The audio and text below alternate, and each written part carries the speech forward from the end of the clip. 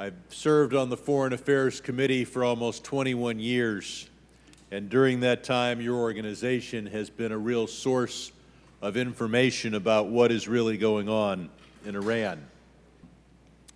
Much of the world has forgotten, but I will never forget that it was in August of 2002 that this organization brought to the attention of the world the fact that the Islamic Republic was enriching uranium and natanz and was hell-bent on acquiring a nuclear weapon.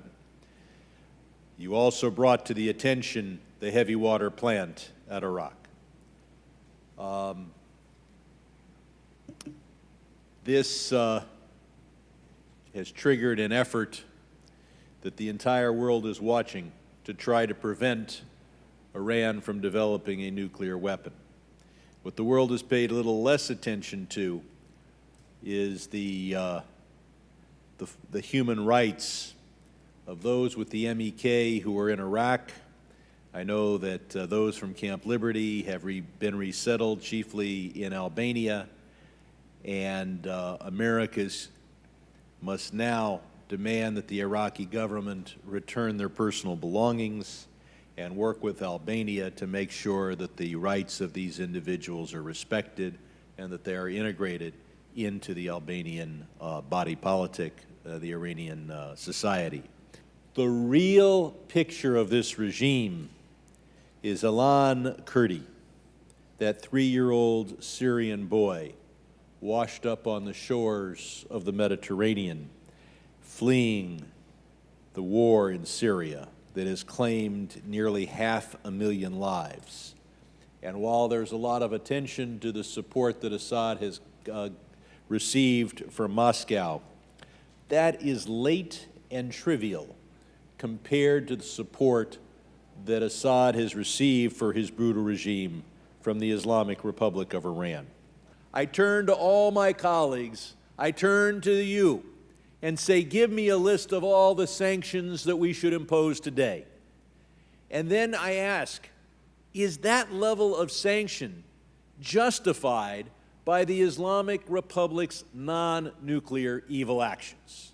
And the answer is yes, and we still have to go back to the drawing boards and think of more sanctions beyond the ones that we've thought of today in order to be proportionate to the deaths in Syria and Yemen, the support for terrorism, the terrible treatment of the Iranian people, whether they be political dissidents, whether they be parts of the LGBT community, whether they be Baha'i or Jewish or other religions or even Sunni.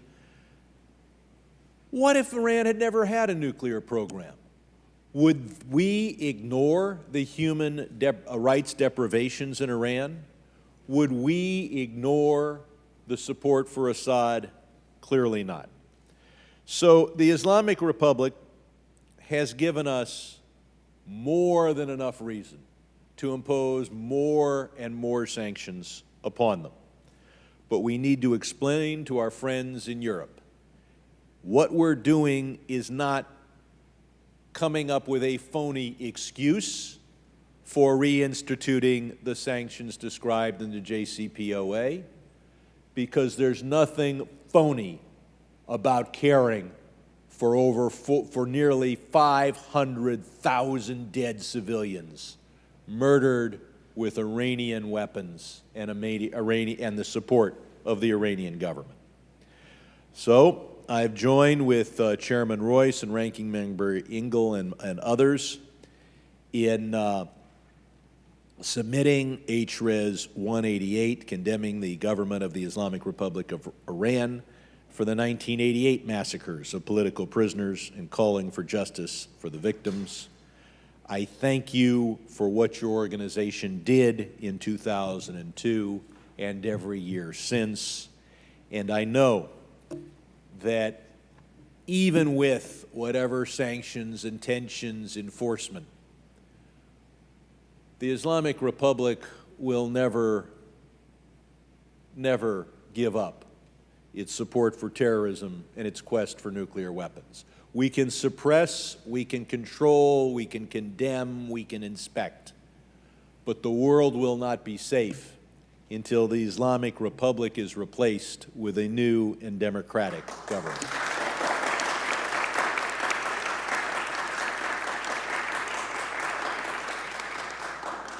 Back in 1997,